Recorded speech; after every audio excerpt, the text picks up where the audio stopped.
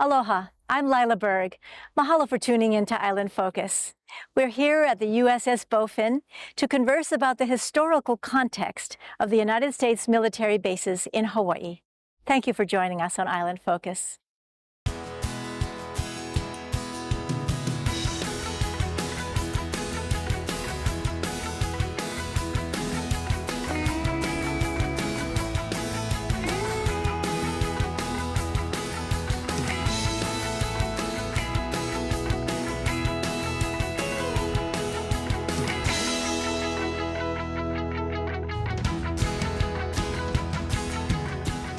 After the Second World War, submarines became even more important. Absolutely. So our submarines of World War II were really small surface ships that could stay submerged for brief periods of time. At the end of World War II, the world situation grew much more tense as the United States and the Soviet Union squared off against each other in what became known as the Cold War. And there were two really big innovations in the Cold War that submarines brought. One was nuclear propulsion, which allowed us to remain submerged indefinitely, and then the development of the submarine-launched ballistic missile. Those two items were significant contributors to keeping the Cold War from becoming an actual firing war. And that was pretty huge. Yes, very huge. So this display is an interactive that shows how the nuclear power plant works on one of our submarines. So inside there's a reactor in here which really heats water. That hot water then transfers its heat to another water loop into steam. That steam is used to power turbines to generate electricity or for propulsion to move the ship through the water. Amazing. And just in a few years, this progression from regular submarines to nuclear occurred. Yes. This particular display is very special to Hawaii. Yes, it is, Layla. So during the Cold War, we built basically two kinds of submarines. There were attack submarines, which searched out our potential adversaries, submarines, and ballistic missile submarines. And our ballistic missile submarines were the ones that carried our submarine-launched ballistic missiles, went out silently patrolled and waited for that message that they really hoped never came, right? So we had 41 of those ships were built in the 60s, and one of those was named in honor of Kamehameha, first Hawaiian king. And these are some of the artifacts that came from that ship after it was decommissioned in 2002. We're really proud to have those on display here.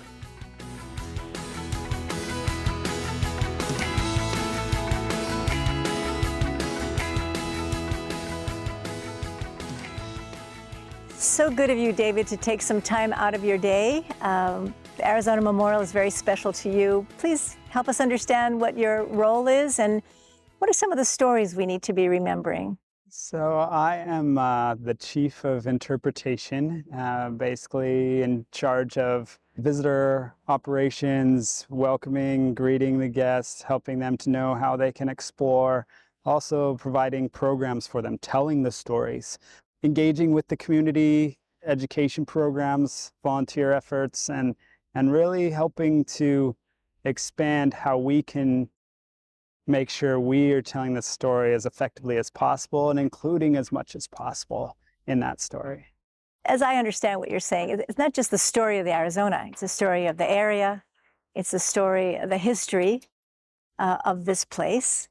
Right, yes. As we talk about the history of the military service and the attacks that happened, we also have to take into context how that military introduction into this area was impacting the people and what happened with the history of the United States in connection with treaties that had been made, agreements that had been made, and then eventually how we welcomed war basically to the doorstep in our in our engagement and where we were here, as we kind of forced Japan into a corner with some of the things that were going on as the war was happening, and understanding those stories. And then eventually when the attack did happen, how the local community even was involved and came in to help with the salvage operations to get the Navy back up on its feet and bring those battleships and the other ships back up into operating status. And then eventually even some of the natives with the Japanese internment camps that were throughout the country, but even here, all those impacts are part of the story of Pearl Harbor. And some may say, But is that taking away from the legacy of the lives that are lost? And I think the answer would be no. It's expanding upon the importance of their story and how we need to learn from the lessons that happened here to maybe not do them again or make better choices as we go forward. I appreciate the fact that you refer to this area as a story and the impact not only on the military and on the United States, but also on the citizens. How do you convey that to visitors? I've only been here for 3 months, but one of the things that I've really wanted to try to inspire my staff that are here and the new staff that I'm bringing in is that we have to bring in all aspects of the history. We can't just select that moment in time and without covering the other aspects. And for example, if we were going to talk about a memorial, what about the life of the memorial and how that goes back to the locals' importance of this area with Pu'aloa and how it was a gathering place and the importance for them to find all these valuable resources that would provide for them to survive and thrive and for the generations to come. And then we have the military presence that would come in, and then that is another aspect of the life that eventually brings in this war, causing us now to have the remembrance and the memorial of what happened in that war and how it impacted not just the United States and those here, but for generations to come. And we have to remember all aspects as we memorialize, as we remember. And that's actually a quite a significant statement looking at history at this time and where not only America is, but where the world is.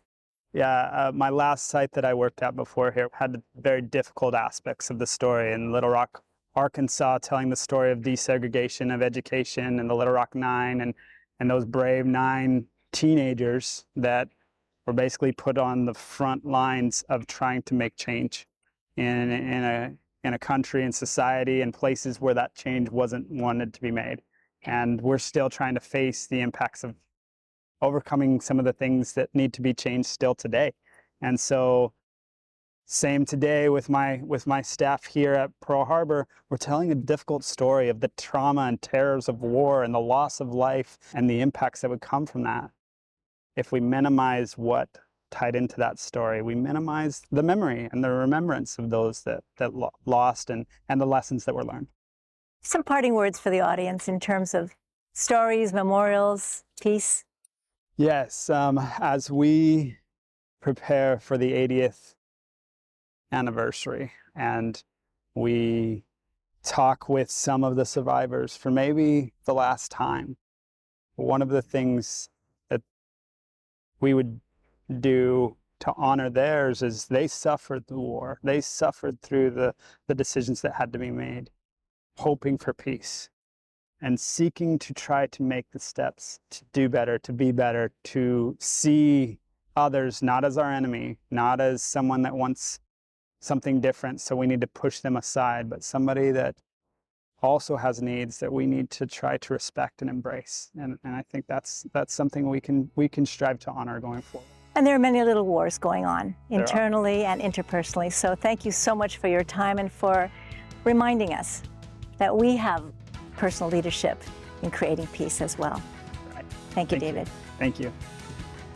We've just spoken with David Kilton, Chief of Interpretation with the Arizona Memorial.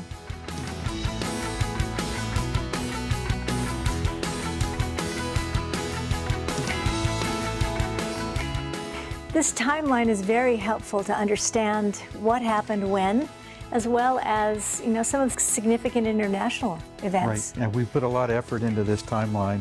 Well, it shows some key events, not only with the military, but also pop culture and of the day. I Love Lucy. Yeah, I Love Lucy, Mr. Potato Head. Yeah. But this really starts here, it talks about the first nuclear-powered submarine, the USS Nautilus. And then these panels are from the a decommissioned 688 class submarine, USS Augusta. They're only the second set to have been put on public display anywhere, but these are the panels that were in the engine room of the submarine, and this was the panels where the propulsion plant was controlled. The center panel is a reactor plant control panel, and an operator monitored and operated the reactor from that panel. The panel to the right was the electric plant control panel, which the operator monitored and operated the electrical distribution system on the ship. And then the panel with the silver wheels, that's the throttlement station, the steam plant control panel.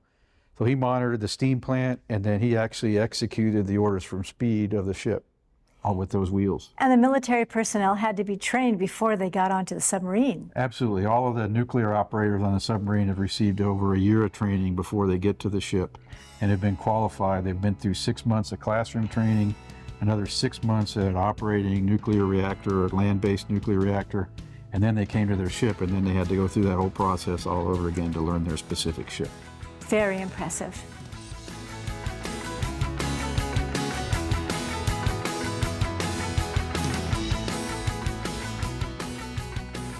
Mahalo for being with us, Auntie. It's You're wonderful welcome. to see you again. Yes, been too long. This area is important to you. It really is. My parents worked here. My mother worked in the supply center. My father was a pipe fitter in Shop 51 at that time. I never ever thought that eventually I would be working on Ford Island. And I worked there for over about 40 years when there was no bridge that there is right now. We caught a boat, a little launch, or the ferry across. I worked in Navy intelligence for 41 years. And now with the Pearl Harbor Hawaiian Civic Club, you have another role that's very significant. Pearl Harbor Hawaiian Civic Club was started in 1964, chartered in 64. The first convention was held in 59. That's when I graduated from high school. So What's the history of our civic clubs here in Hawaii? Prince Jonah Kuhio who started the Hawaiian Civic Club, and he had a mission and a vision. The vision was to educate Hawaiians.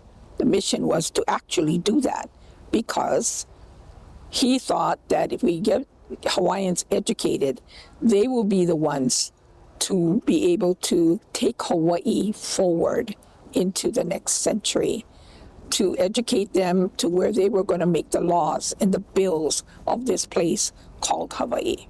So we had a very robust education system at the time. Yes, English language, with no Hawaiian. with no Hawaiian language. That's right. And his vision was leadership education. That's correct. That's correct. And I'm in that generation. I went to Kamehameha schools, and we never had any language at all. The mission there was to make sure that we could be educated, number one, and number two, to be able to compete with the Western world. And the history, actually, of the relationship with the United States and the Kingdom of Hawaii started in 1875 with the Reciprocity Treaty for taxes and for the use of Pearl Harbor. I think people need to understand the importance of the military being here, because it is strategically very important. We've been through a couple wars, and of course, we're going to celebrate soon the December 7th anniversary coming up. We don't ever want that to happen again. So it's very important that we have the military presence here. Now, people don't understand, a lot of them, what that presence really is.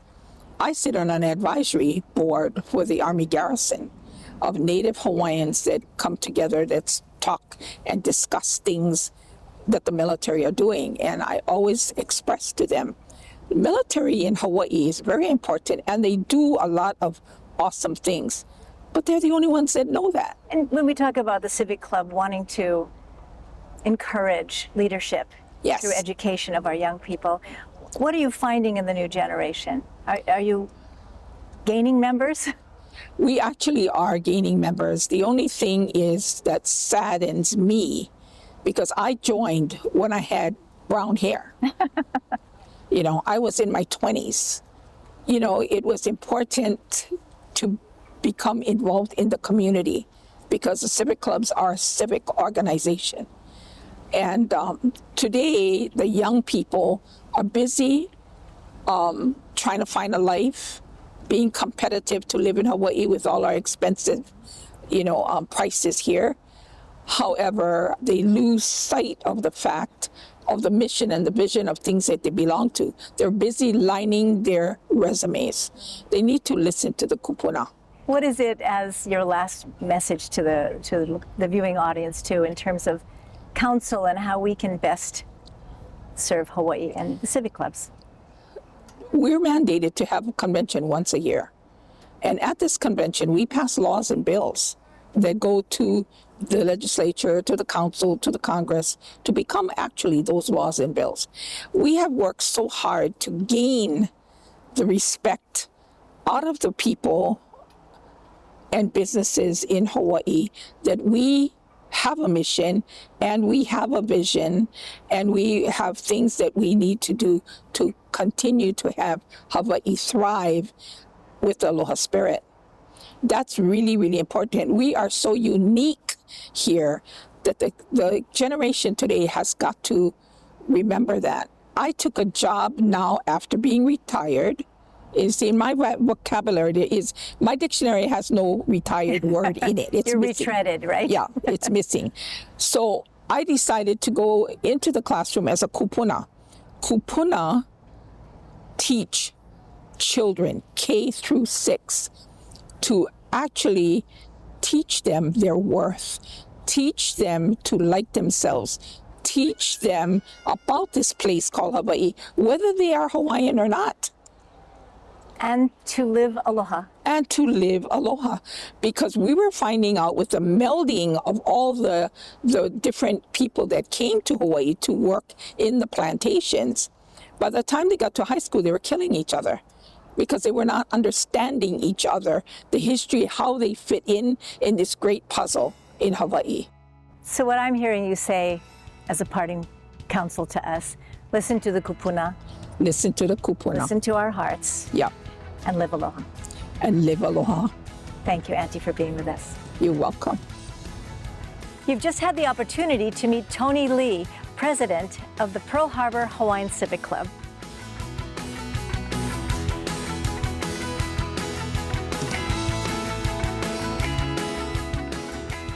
The transition period after the Cold War really had to ask the question if submarines are necessary.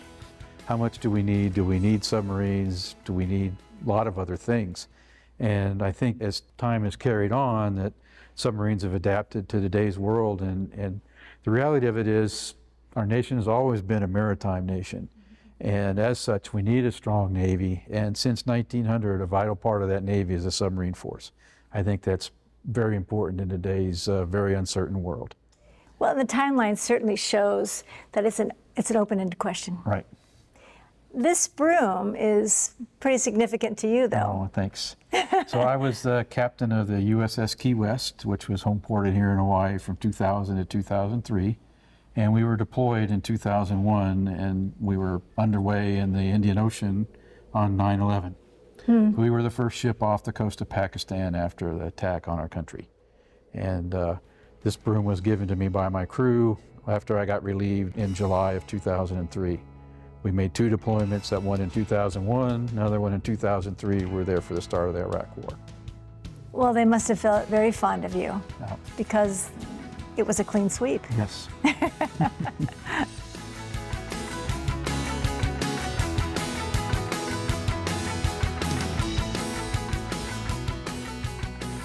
Appreciate the time you've taken to be with us, Steve, today. Oh, hey, thanks very much, and it's a pleasure to be here. Thanks for the invitation. Please help us understand your role at the State of Hawaii Department of Defense, and what can we expect from that department? So, as you said, I represent the State of Hawaii Department of Defense, of which the Hawaii National Guard falls under our department. The Hawaii National Guard has a dual mission or a dual role. We have a federal mission in which we work for the President of the United States when called upon, and we have military units that then can be deployed in support of the combatant commanders' missions and plans. And you've seen that throughout the last decade or so with Afghanistan missions, Iraqi missions, and other type of missions like that. We also have a state mission, which makes us kind of unique with the Reserve Component Force in that we also work for the governor of the state of Hawaii. And when called upon in a either natural or man-made disaster here locally, The governor has the ability to bring us up on state active duty, and we can respond to things like hurricanes, tsunamis, volcanic activity like we have in 2018. And those skill sets that our soldiers and airmen have that have been honed training for their federal mission can be applied here. Similarly, a helicopter pilot who is used to flying, external loads in a simulated combat environment or an actual combat environment, if we had a large wildland fire, we could then put a fire bucket on there and they could then prosecute the fire. And that is your background as a helicopter pilot. Yes, it is. I flew for almost 27 years. Similarly, we have people who are in the medical field, engineering, transportation. All of those skill sets can come in to help alleviate the widespread suffering that a natural disaster could present to our state. What are you finding are some of the challenges? What we find with a lot of our National Guard soldiers, and airmen, is we're 75% part-time, or those soldiers and airmen have private jobs, they have families, or they're going to school full-time, and they have to balance that with their military requirements. Their civilian job may become more complex. They may become a supervisor or a manager. It may take up more of their time. They may start a family and start having children, and that may take up more of their time. And then, of course, as they move up in their military career, they'll be given more responsibilities. And so each of those three rings have to be given some degree of consideration. And that's our biggest challenge. We're very fortunate here. We have a strong relationship with all the employers. And we try to put information out as soon as possible so that there can be some predictability in the service members' training career. From your years of experience in the service, what can you offer as a counsel to that? What we offer with the military is, of course, good vocational training, from flying airplanes and helicopters to the medical field, to the legal field, to engineering, transportation that lends itself to a civilian career. More importantly, we teach values. So as the younger folks come into the organization, they'll go off to their first school and they'll be taught values, ethics, and the core competencies that's required for their service. That's basically the foundation of leadership. Yes. And then as they move up in their career, they're going to be given leadership training. An example would be, I went through the Army National Guard side, and I had a dual career in the Honolulu Police Department. By the time I was promoted in the Honolulu Police Department to sergeant, I was already a lieutenant colonel in the Army National Guard. So I had attended a lot of leadership schools, and I had some experience there. And it was a symbiotic relationship I had between my civilian and military career that really helped me out. So what's next for the Guard? Well, what's next is we're constantly looking for opportunities of the future. The military is changing a little bit. They've most recently created the Space Force. We have a Space Control Squadron on Kauai, and we're looking at possibly creating the Space National Guard. We are somewhat distant from the continental United States, and we're an archipelagic state where our different counties are separated by bodies of water. So things like surface craft or aircraft that can link those together in many different ways. One would be a domestic response operation is what we're consistently looking at. We work with the legislature to try to improve the benefits to the Guard soldiers and airmen. There's educational benefits, there's retirement benefits, and we're always seeking a way to kind of improve that and give them some of the benefits that their active component compatriots also have. And we're speaking about men and women. Yes, definitely. So we have opened up the combat arms branch of the Army National Guard to all genders. So what I would say to the young people today, male and female, is that we definitely have a home for you if you're interested. We have different websites that you can visit.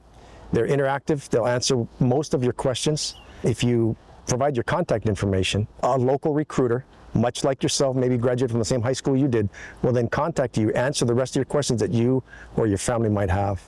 Parting words for the audience. The Guard is like a family, and it is a microcosm of the state of Hawaii, of the different communities that you come from.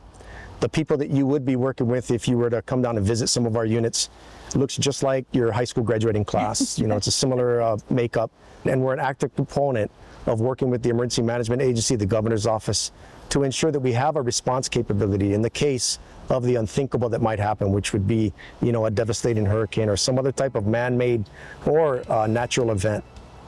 And we've survived all those, thanks to you. Yes. Thank you for being with us. Thank you very much, and thank you for your time. Thank you for listening to my conversation with Brigadier General Steve Logan with the State of Hawaii Department of Defense.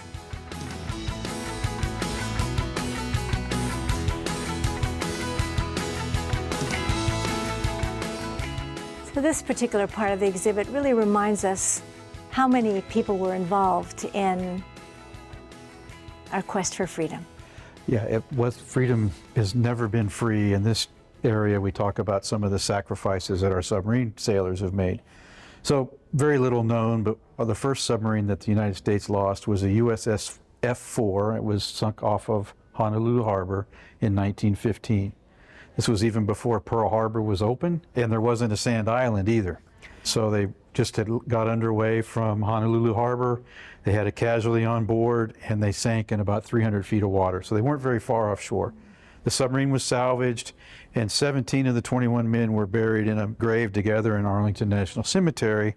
And the stone says unknown. Well, they really weren't unknown, they were known. So in the year 2000, this tombstone was the original stone, was replaced with a stone that had all their names on it.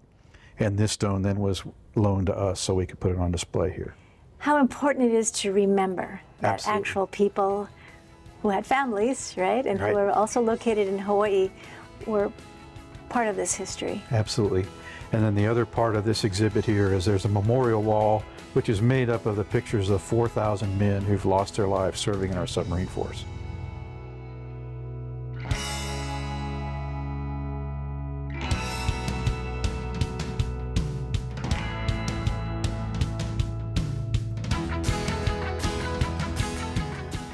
Thank you for being with us today on Island Focus. I'm Lyla Berg. On behalf of the Island Focus crew and the entire team at Ōlelo Community Media, aloha and malama pono. Let's live aloha and take care of our island home. See you soon.